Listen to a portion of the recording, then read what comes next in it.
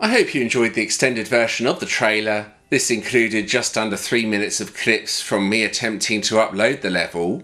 Also used a remix of the iconic Megalovania music from Undertale. Now to show you a full clear run of the level. It took me just over 2 hours to get this uploaded. I also had to practice certain sections in the editor to get good enough to beat them consistently. I did make a few errors as well during my run, but still managed to beat it without running out of time. Here we go!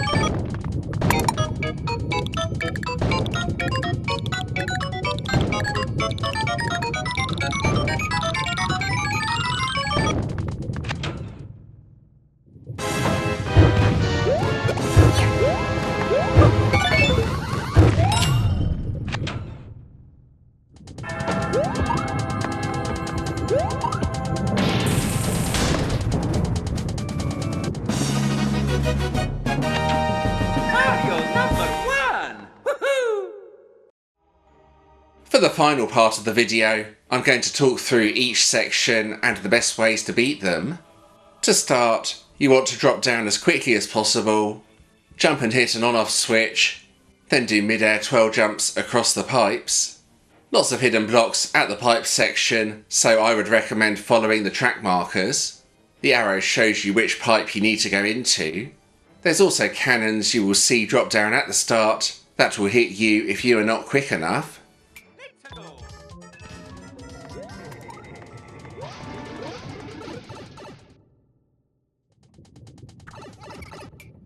And there we go, that's how to do the first section.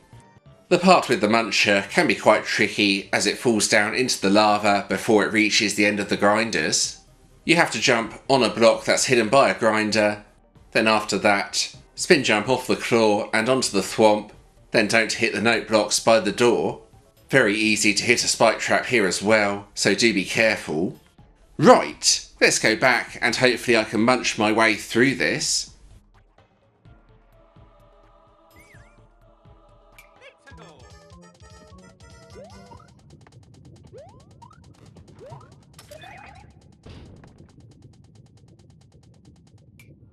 There we go, then just do a small spin jump to get to the door. Here we have a cannon and some fireballs on tracks, plus the thwomps near the end. This requires good timing to complete, and is one of the hardest parts of the level to master. The easiest way to do this seems to be to do a wall jump, as that slows you down a tiny bit. This makes it easier to dodge the cannonball and avoid the fireballs. The thwomps at the end of this section shouldn't cause you too many problems as long as you go fast. Let's go back and try this.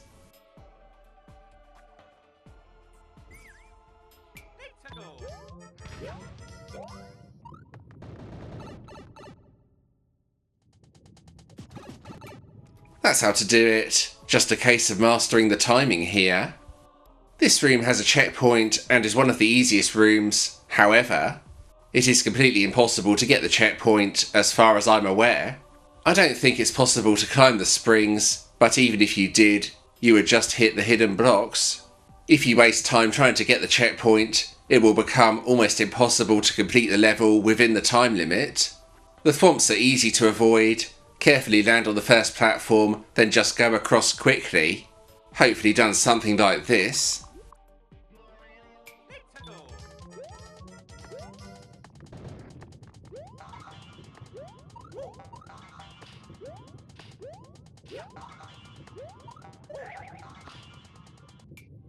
Room completed, and you got to see an attempt to get the impossible checkpoint.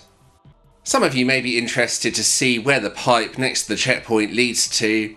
Well, let's have a look.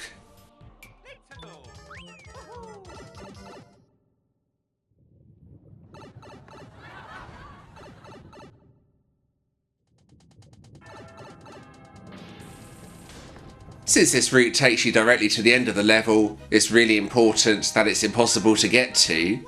No one is cheesing my level. Well, maybe. Would require a bomb or something like that to break the hidden blocks.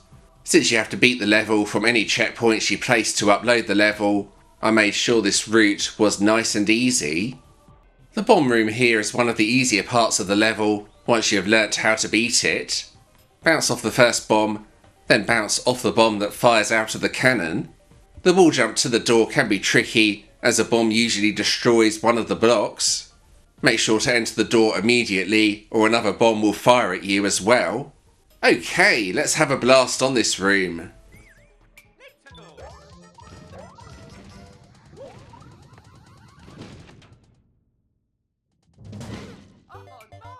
There we go. Not too hard once you know how the bombs work in this room. This is another tough room and it will force you to react very quickly. You must jump as soon as you enter the room, dodge the fireball and munchers, then spin across on the bomb. The track markers are there to show you where you need to spin jump to in order to land on the bomb. I also found the thwomp part at the end to be a lot easier by spin jumping. Since there are hidden note blocks, the bomb will bounce upwards at the track markers. Let's give this part a go.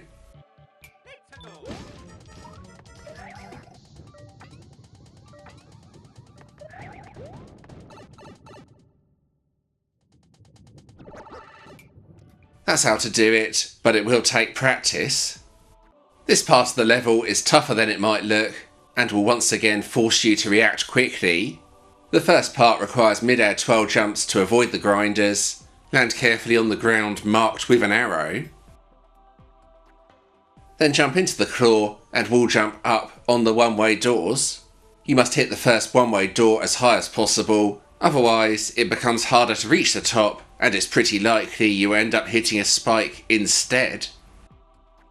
The sound effects on the ice blocks are just there to distract you.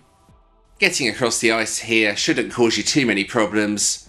Small jumps or twirl jumps will get you across quickly. Quite a lot here. Let's see if I can do all of this.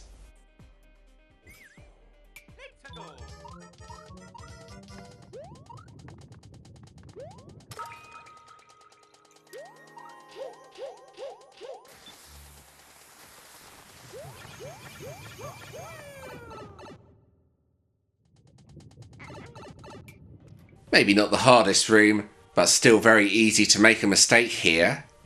Another tough room here, you need to be quick and precise. Spin jump up on the thwomp, avoiding the fire bars. There's also hidden blocks with boo rings in, just to make this even harder.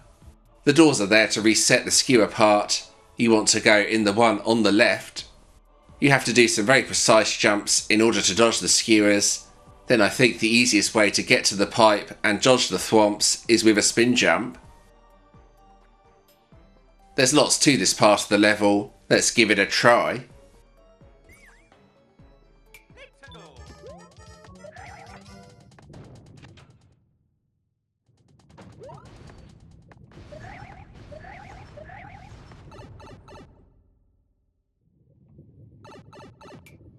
There we go.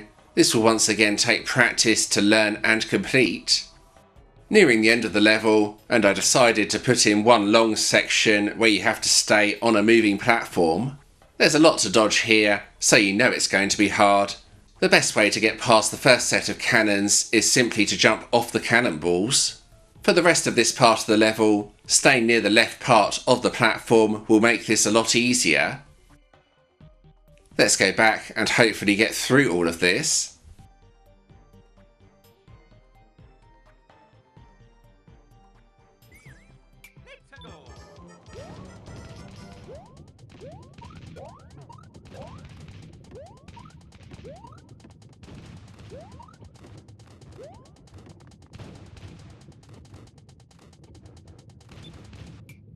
And now the level gets interesting. This is the easiest part of the level, but it also takes around 30 seconds off the timer. It's simply designed to put the player under pressure and make them panic at the boss coming up. Thwomps come down and hit the P switches, forcing a nerve-wracking wait as you watch the timer tick down. Might want to get yourself a coffee or something like that, as this part of the level is not very exciting, as you are about to see.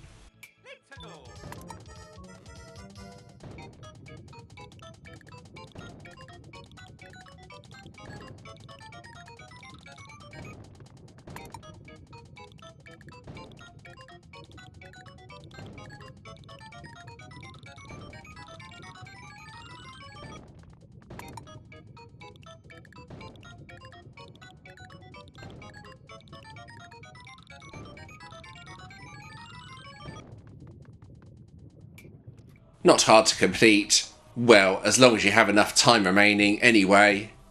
Here's the boss. All you have to do here is grab a bomb, then throw it at the dry bones. You only really have one attempt to do this, otherwise the timer is going to run out. You also have to dodge fireballs and spinies, so it can be tricky.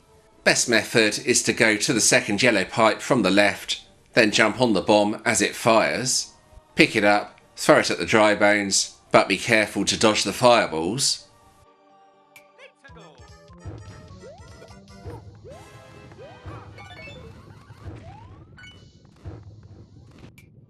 That's how to do it, and then you have the key to go through the door. The final part of the level is pretty easy. However, at this point you will only have seconds left, and that can cause you to make a mistake.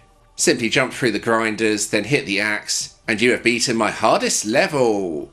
No trolls or anything like that here. You will probably rage if you hit a grinder though.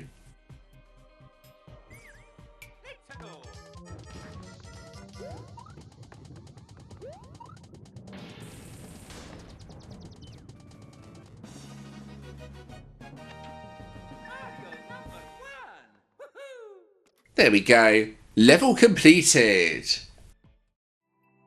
That's the end of this video. I hope you didn't have a bad time watching this. Can you beat my hardest level? Why not give it a try and find out for yourself? Please do like and subscribe if you did enjoy this video. Both of these help out the channel a lot and are very much appreciated. If you have played Undertale, then you will likely recognise where some of these ideas are inspired from.